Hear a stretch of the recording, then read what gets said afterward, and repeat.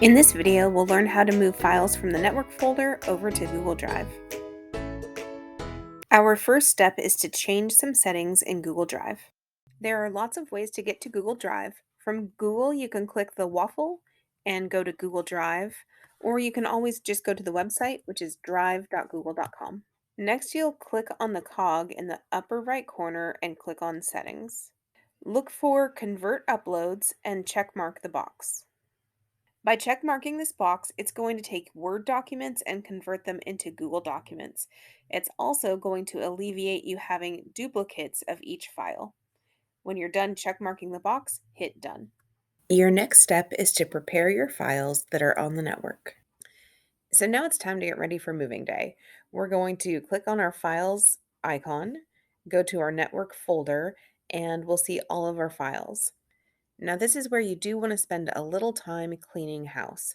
We don't want to take all these old files over to our new home, so it's a great time to declutter and spend some time getting rid of folders that you no longer need. To delete a folder, simply click on it so it's highlighted, right-click, and delete. If you have a lot of photos, you can go to View, Large Icon, and then it's going to give you thumbnails of your photos, and you can simply click on one. And if you hold the control button down, you can click on others to highlight them. Now you can right click on any of those that you've highlighted and delete all of those at once. Now I'm going back to my details view. Now from here you have a couple different options. You could print this page and then upload these files one at a time to Google and just cross them off your paper as you do so. Or you can right click on an open space, make a new folder, and let's call this network files. Now you can find one end of your file. So I'm not choosing network file, I'm going to choose the one above it. And I can go all the way to the top. The quickest way would be to use that scroll on the right. And while holding the Shift key, I'm going to click on that first file. Now everything is highlighted.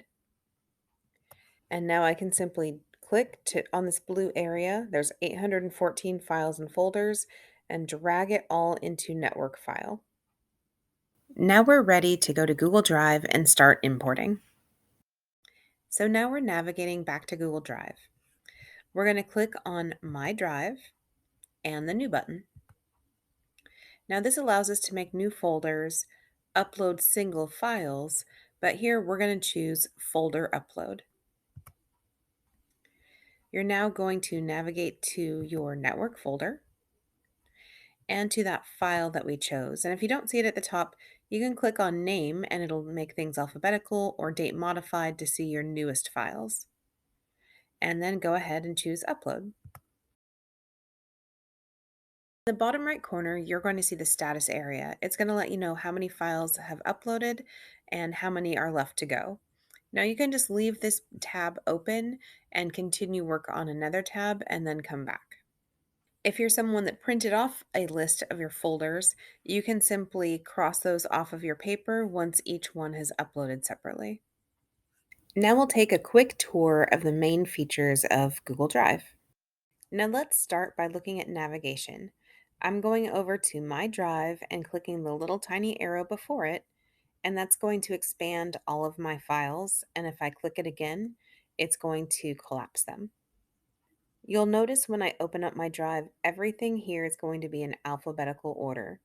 Now my projects folder would normally be under the letter P, but I access it quite a bit, so I put the number 1 before it, so it would show up closer to the top. Now if you click on a folder, it's going to turn blue, and you can right click, and now you can rename it, or you can also change the color. Now let's click on My Drive again, and you'll notice that all of these files and folders are also in the center of your page. Now here you can click on things like last opened or last modified, and you'll see things listed in a different way than alphabetically. So this is an easy way to find my network file folder that I just uploaded from the network. Now let's double click on network file. Here I can see that folder has 2 more folders. I can double click this folder and it has another folder inside. So if I look across the top, this is called a crumb trail, and it lets me know where I am if you kind of go down the rabbit hole. And if you ever need to come back up, I can click on Network File. It's interactive, that crumb trail, and now I'm back here at the beginning. So now I have those individual folders that I packed up before moving, and now I can simply click on one, now it's blue, and I'm going to drag it and drop it onto my drive. Now that's began with the letter O, so it's going to fall in alphabetical order. Now let's say Ladybug 3.0, I want to put that into a different folder. Maybe I want a hardware folder and I put all my notes about hardware into that new folder. To do that, I'm going to click on My Drive. Now it's blue. And now I'm going to go to New Folder and I'm going to call this Hardware. Now I'm going to scroll down to H's to find that hardware folder, and I can take Ladybug and drag and drop it onto the word hardware. So that's how you create folders, and you can drag and drop and add information to those folders. So let's scroll up a little bit and we're going to collapse my drive. And these are some really good things to look at. Now, Shared with Me is a place where you will find files and folders that people have shared with you. It's going to be a river of information, so don't worry about deleting it or organizing it. But if there's something in there that you do want to hold on to, you can always drag it and drop it into a folder in My Drive. Recent, again, is pretty self explanatory, but it's a really quick way to get to files that you've recently been working on. Starred is like favorites. So let's go back to that hardware folder. If that's something I want to access quite often, I can right click on it. And if I add a star, it's going to now automatically show up in my starred folder. So, starring or favoriting files or folders is a great way to get to things that you're going to access quite a bit. If you do delete something accidentally, you can go ahead and fish that out of your trash. Here, if you look at storage on your network folders, I believe we have a 5 gig limit. Google Drive is currently unlimited.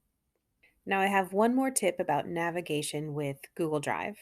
The biggest complaint I hear from people is they do not know where their files or folders are. So let's say I want to take some notes about a screen beam in my classroom. If I first go to my drive, I'm going to open that up with the arrow.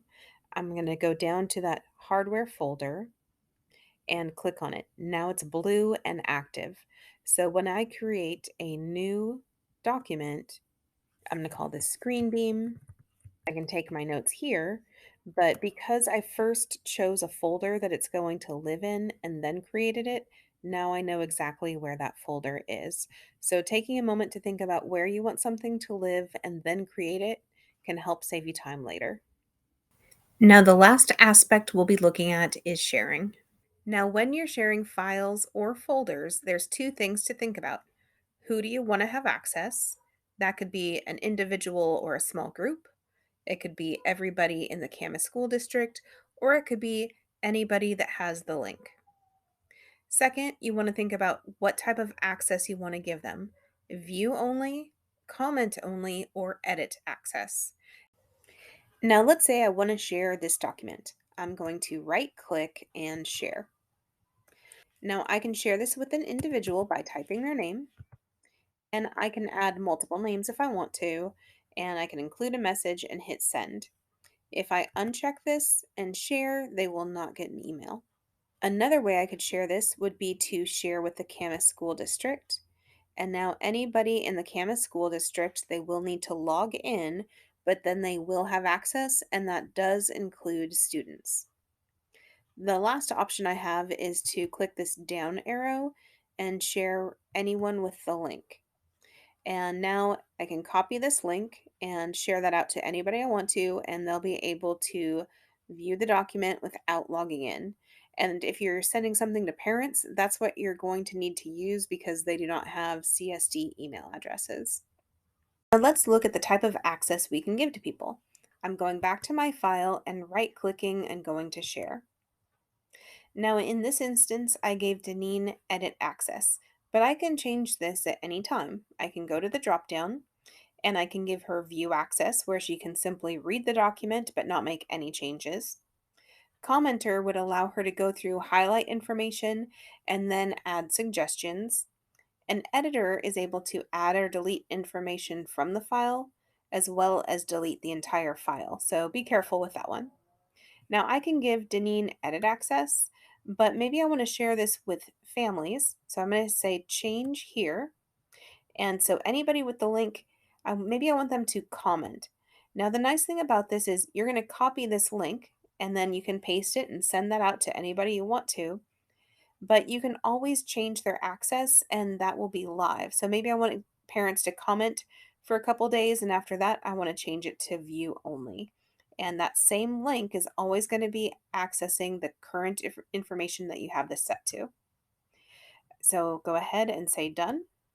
And those are the three types of access you can provide to people.